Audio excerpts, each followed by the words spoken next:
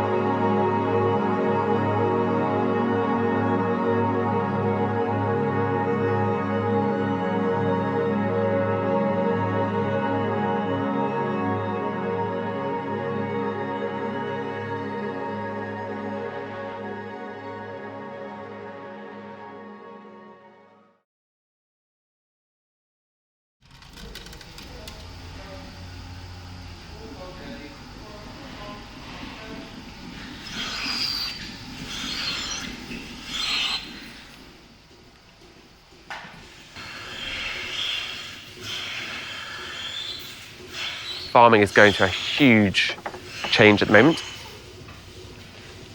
It's my bread and butter, and I love seeing the animals and seeing the cows every day, but it's nice to see everything else that comes with it. I think I'm the only dairy farm in the Focus Farming group. Our carbon footprint is likely to be slightly higher, so trying to feed these cows in a way that will reduce the emissions that they produce.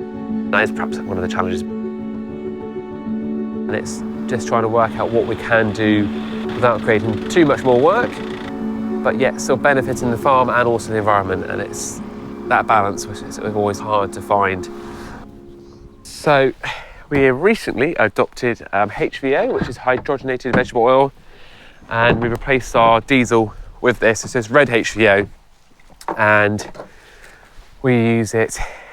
It can be run exactly the same. It can be mixed together, diesel and HVO, and it supposedly has up to 98% carbon reduction, which for us is amazing because I think, off the top of my head, we produce about 430 tonnes worth of carbon through our fuel. So I can take that off our actual footprint. That'd be, yeah, absolutely amazing. It really helps us get a lot closer to net zero.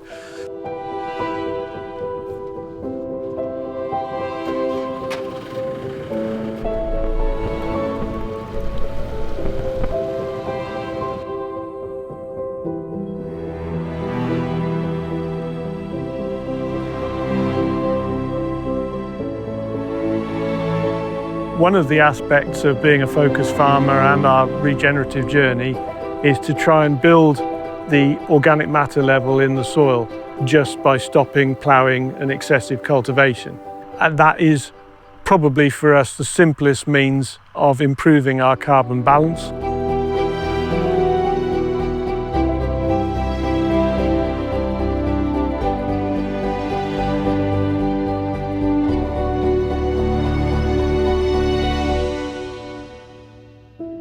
We need to check the seed depth. Yeah, well, you've done a good job here, Mont. That's looking pretty smart. My worry is that there's some, like you can see some there, but you're always going to see what if there's the more deeper than that? They're fine. They'll grow from 3 or 4 inches deep. Yeah. There's one. That's perfect. Absolutely perfect. And you can see there, you've got it right in the moisture. That'll be the last bit to dry out. Can you see any change in the soil structure? It's quite friable. It's nice. You can see that although there's clay in it, it breaks. And given what it's come from, and this has had just about 70 inches of rain in the last 14 months. So, you know, from that point of view, it's amazing that it's as amenable as it is. So it's a good job on a lovely morning. Much better than trying to cultivate grass seed when it's green. Well, a month ago, all this wanted to be was bricks. It was like a 50-acre field of bricks in kit form.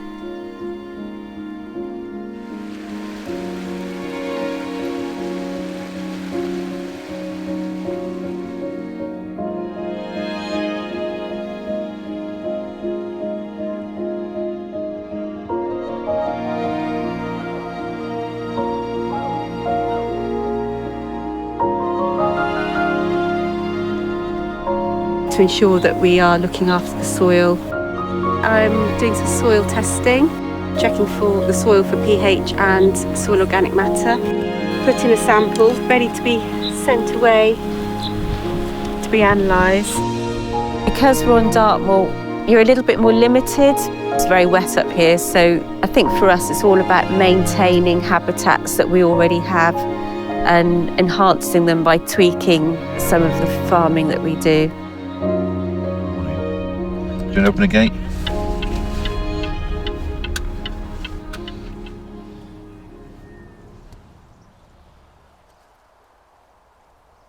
See the couple of holes where the dung beetles have been. Yeah. We are absolutely not experts on dung beetles at all, but we have been doing some research into what they can offer on Dartmoor. Dung beetles are really important for soil health. They disintegrate dung quite readily, and a lot of it is pulled down into the soil. Hooray, we found one. Hey! I'm not sure what Who he is. what it is. I think it's a clown beetle. We're just guardians here looking after the landscape, but also as a result we're helping wildlife and biodiversity as well. If everyone looks in that manner towards the whole of Dartmoor, then it's not going to be too bad.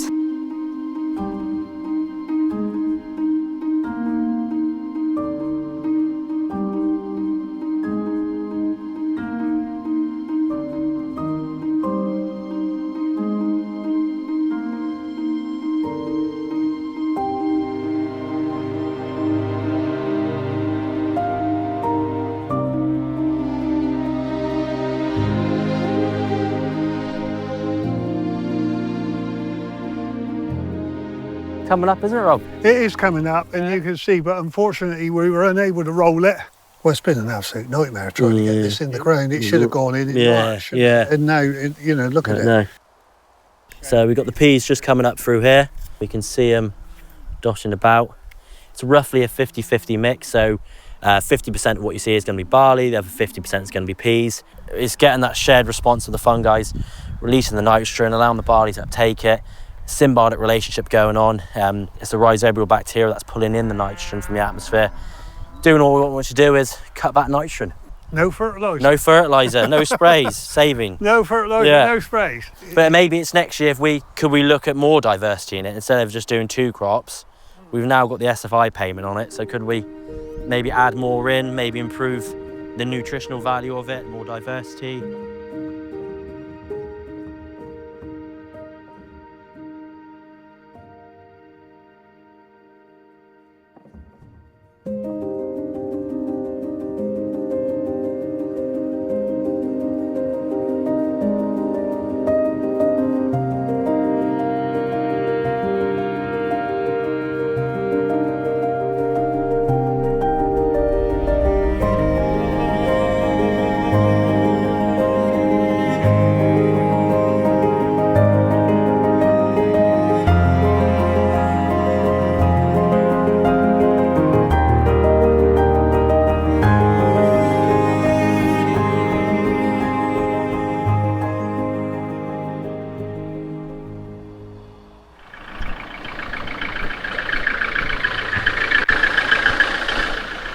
I've always been a passionate fisherman. Anything I can do to help improve the water quality or stop any more damage to rivers and streams is always been very high on my agenda.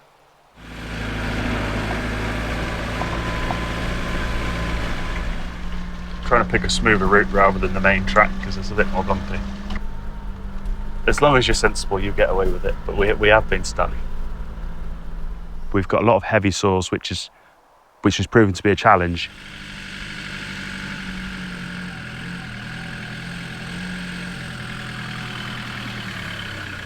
So the best thing to probably do is if we'll have to go up through here and walk along a little bit because the cattle have been feeding there. It's a bit of a mess. You won't sink. It's solid. You just if you follow me, you won't get stuck. We've got a stream. It's about 1,400 metres long. And over the last 3 or 4 winters, we've been building a habitat either side of the stream to look after the water, to stop any sediment getting in the water or any runoffs. What we decided to do was put this fence up, and it runs for approximately 1,200 metres, which is the length of the stream. And we fenced it both sides. So if cattle are ever here and down here grazing, they cannot access the water now. They have to drink from troughs, which is sprung water, but they're not walking into the water, which is stirring up sediment and causing problems and dung in it and so on. And then over the next couple of years, hopefully the hedges we've planted will come a proper barrier. So if we get torrential rain, when you get a lot of runoff, it will hopefully slow things down. The grasses that we're stood in now will all, over time, become thicker and stronger, which will help with things like butterflies and birds, because you're going to get various plants and flowers coming on. And also we've dotted about 50 trees through the area this winter. But also, because we did this about 3 years ago and stopped the cattle coming down here, the amount of natural growth we're getting from various shrubs and bushes is that surprised me. But the stuff that must have been in the ground or fallen from the trees has rooted in getting going.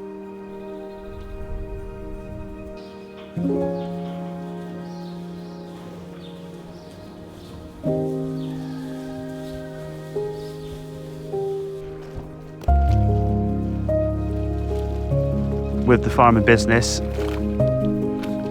I'm very lucky. I have a son who's 21 now, Joe, who's been working with me for the last 18 months since he finished college. In the long term, I'd love to be able to set it up or leave it in a state that he can take over in a few years. Well, 10 or 12 years time, hopefully, if not longer. Okay, so is that a good plan? Yeah, so perfect. Good plan. We've been here since sort of 37, and I'd love to think we could get to that 100 years on one estate. I'll mute that a minute for you. All right, if it's Joe, I will. If it's not, I won't. Oh, it is. Hang on. Hello? Hello, all right? Yeah, doing a better job than the discs were. Okay, all right. It's all okay, is it? Yeah, I sent you a photo on WhatsApp. Okay, all right. But it's not in deep or anything. No, you're just leveling it all out and you're taking the ruts out, yeah? Yeah, literally. All right, well done. All right. All right, well done. I'll speak to you later. Bye, bye, bye, bye. Bye. He's only 20 and he checks everything. He always phones me up. He said, it's doing this, it's doing that. I said, yes, I know, Joe. But he just checks. He always checks, which is really good, I think.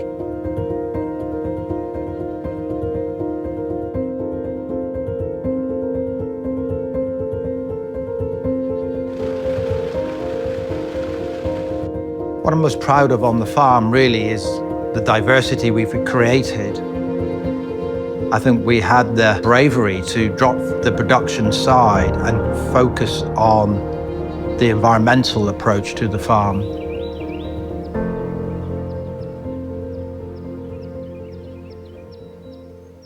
Lichens there, look at that. Well, that shows how clean the air is, obviously on Dartmoor. Well, this is the temperate rainforest we now call it. Used to just call it woodland. But temperate rainforest is what Dartmoor's important for, because the trees drip with water most of the year. So all these mosses and the lichens that grow, it's perfect conditions for that. Yeah. These ancient trees are particular, I mean, they're beautiful, aren't they? I mean, let's go a whole carpet of moss. This is where we've done the meadow development here, wasn't it? So you used your own green hay just to boost the growth of all the different flowers? It's having that battle of keeping it grazed, so you trample the bracken out or work on the bracken, but also allowing your flower meadow species to thrive. So we don't want to graze it too early. So we haven't touched it yet, but boy, we always traditionally used to run the cattle down here early, and they would eat this out fairly well. So it's interesting when we're looking at developing this area or reintroducing the species, well, they were already there really, within reason. Just by changing that little bit of management, I've seen that thrive. So there's the yellow rattle. Yeah. That will develop pods like a baby's rattle with the seeds rattling. That's why it's called hay rattle or yellow rattle. and that's semi-parasitic on the grass. So it weakens the grass, so you don't get a dense sward, you get a more open sward where more flowering species can come in. So that's why it's called the meadow maker, because it's an essential ingredient to a successful species-rich meadow. We can walk over here. Yeah. Okay. This was put in 1997. Normie, we want example, please, Norman. Oh, you're going to... Yeah. Is he going to... He's going to... demonstrate, is he? Hey, Norm. You'll just climb up. Here, Norm. Normie. I'll get in the way. Normie, come on. Oh, go through the... Normie, yeah. Norman. Come on, here. Come here. on, Norman. Good boy. No, yeah. He's frightened you're going to drop it on him. Yeah. Can you get over? Shall I lift him over? Well, you can come through if you like. Yeah, thank you. Is the brambles in the way for Norman? Oh, hang on. He's very particular. Well, Matilda Norman, will be out here. Come on, look. He knows her. Mommy. That worked, didn't it? Tell her.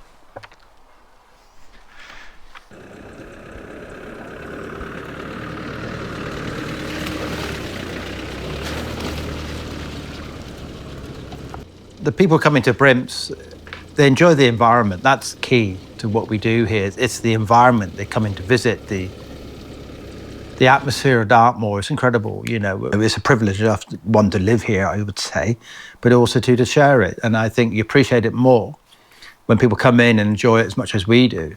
We got some trails we put in over the farm over many years. We got historical tin mine trails, for instance, which brings in local volunteers to maintain and all that. We've got a new trail, which is not a new trail, it's an old trail we want to redevelop, incorporating this natural capital approach. So important to get the young people on the farm. Well, this is interesting to reinstate. We had the biodiversity trail goes back to 2001, I do believe. And very popular trail with all the school kids and our own people staying here. So it's nice to reintroduce it, really, and there's 25 years on sort of thing to tell the story of what actually has been going on at Brimps over those years. I think it's important for us because it's, well, with my own blood pressure, I think it might bring it down a bit, I hope, when I walk around it. But I think people want to get out in the environment, but they need a bit of interpretation while they're doing it. We have an open access policy on the farm, but you've got to manage it. I think that's the important key of it. Just don't open your gates and let people wander around. People need to have a little bit of guidance. We've got bridle paths and footpaths through the farm. This particular one will take you around the different environmental areas we have, from hay meadows to wetland, like we got here, to flower meadows and up into the high moorland area. And, you know, it's and having the interpretation of that will be the key.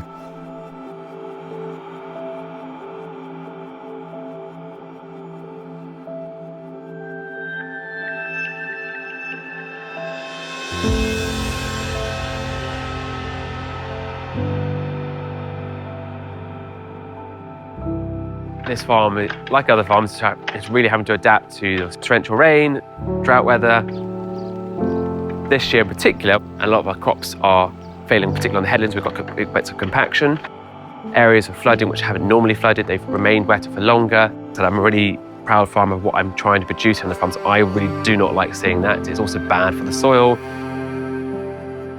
I come up with this idea of putting grass headlands all the way around. So your typical headlands can be 3 or 4 metres, but going for a 15-metre one, doesn't matter how big the field is, 4 hectares up to 8 hectares, even down to 2 hectares, if I can reduce that compaction, it makes the soil health a lot better.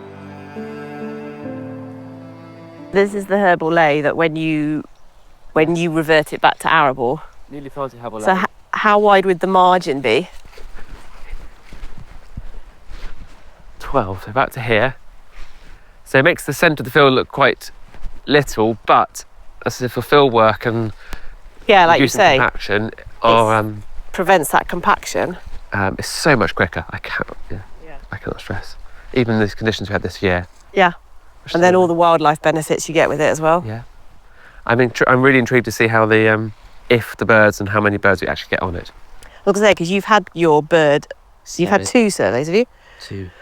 We're increasing. So it'll be really interesting whether having the middle of the hedge for food and your margins, actually whether you see an uptick in intake. Particularly the margins this coming year will be a real interesting one. Well, they wouldn't be this year's survey, it'd be the following year's survey that should really show. But anyway, trial them, and if hopefully they'll work. I'm very confident in them. Fingers crossed.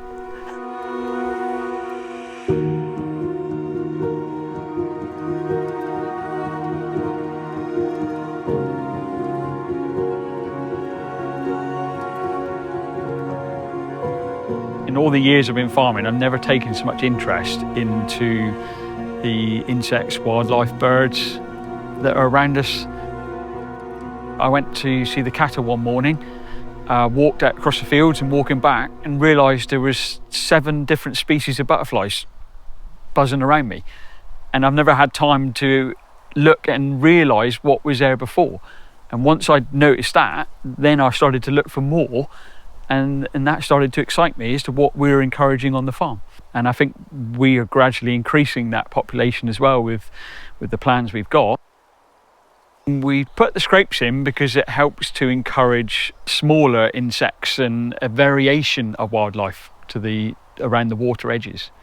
We've seen quite a lot of dragonflies down there. Well, that's been really encouraging because at different times of the year they can be dry and then full of water, and it's amazing the insects down there. I'm most proud of the family being involved with us on this journey, because we've learnt so much in the last 4 years of all the nature, environmental stuff that we're trying to put onto the farm. And yeah, it's a good place to be, and we want our family to be involved as well.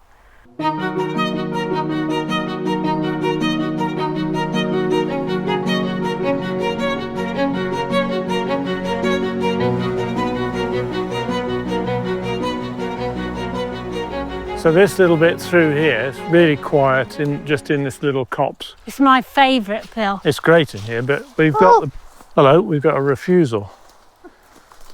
There's a lot of wildlife get in here, and as you can see, it's ideal scrape, so it's got a gradual entrance to the water, so it doesn't have a defined bank. Yeah, it's lovely though, isn't it? And so harvest, Phil? Yeah. We're right in the regen years of change, aren't we? We're in the regen years of change, which is challenging, but it's actually nice now. You know, we've got another wet year now. We can see some of the benefits. The soil structure is tangibly better in the fields that we've given most things to. So it's just getting the right techniques. It's like relearning to ride a bike in some ways.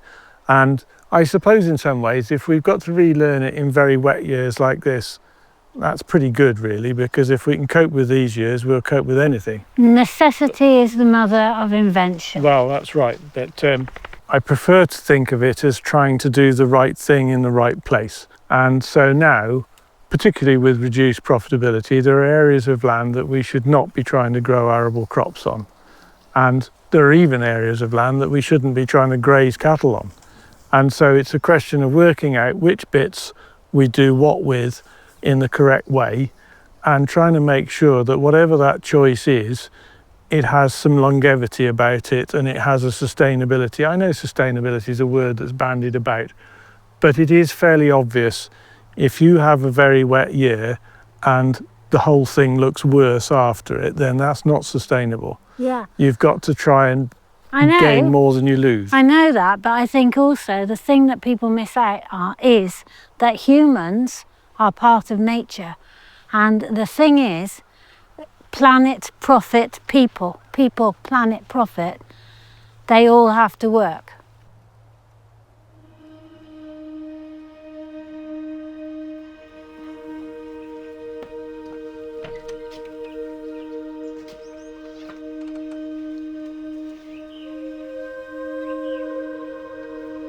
It's so isolating here on the farm. Farmers are really hardy and don't really let on about how they feel. People quite often overlook it,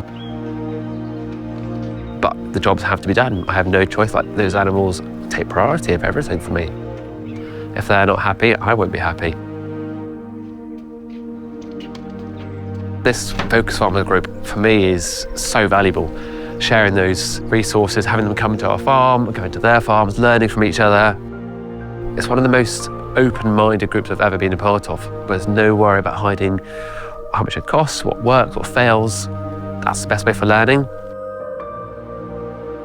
For us, I think one of the main benefits has been in our transition to more regenerative farming, that hand-holding aspect and that access to information, because it's not easy and it's not the same for everyone. And so for us, I think the exchange of knowledge between the other Focus farmers and ourselves, and the Duchy and ourselves, they've got a breadth of experience and they've got access to more information and knowledge. I just think we're on the same page. We all want to do good for the environment. We've got to work closely with nature, and it will work with us as well. That's amazing, just to see that. So what we had originally was some coloured maps 4 or 5 years ago. But to see it now in place is just amazing. I think this field's about 3 hectares, just over 3 hectares in total. So there's about 7,000 trees in here, I think. 7,000? Off the top of my head. Wow. Yeah. The moles are enjoying it. Yeah, they are. This is a floodplain, isn't it, of the River Camel? Yes. Yeah. So we've created sort of what could become wet woodland, and this will become a really a sort of rewilded area of the farm.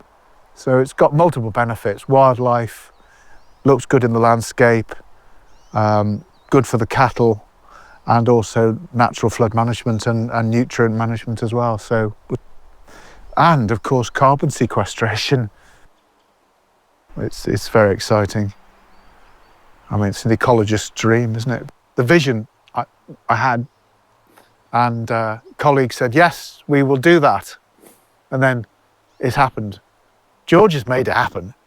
He's actually been out supervising all the planting. But it was that initial ambition that we had here at Tregooden Farm. And it's just been fantastic to see it realised. And hopefully I will continue to see it grow. Won't be here for as long as George will be, but I look forward to seeing the first green shoots at least coming up this spring. Here, yeah. This is all meat and drink now for the Duchy. This is what the Duchy does. It's about nature. It's about tackling the climate emergency. It's about social impact and benefiting people, and that includes food production and the right kind of food production, but to benefit people holistically. So it's not just about wildlife or about food or about carbon sequestration. It's about bringing everything together, and the Duchy is just in such a good place in terms of that holistic approach. As an ecologist, it's just great to work for, because it's an ecosystem that we're part of, and we're just improving it all the time. It's great fun. It's great to be part of.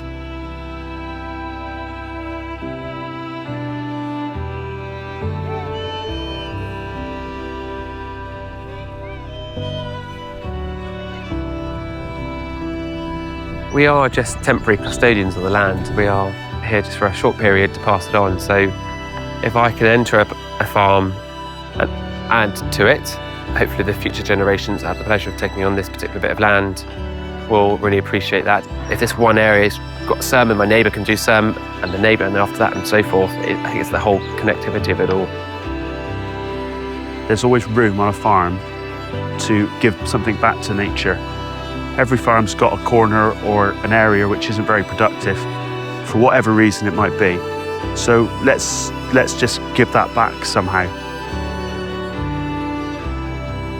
For us, it's got to be sustainable. At the end of the day, if it doesn't make a buck, it's not going to work. We're not running to stand still so much nowadays. We're trying to go at a pace where it's sustainable.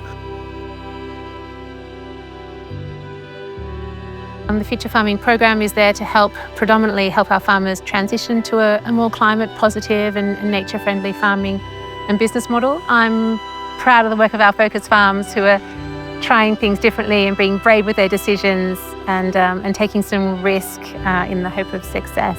If we can demonstrate that that's not only environmentally sustainable but profitable for our farmers, and they're getting rewarded through supply chains for highly nutritious food that's farmed to the very highest standards,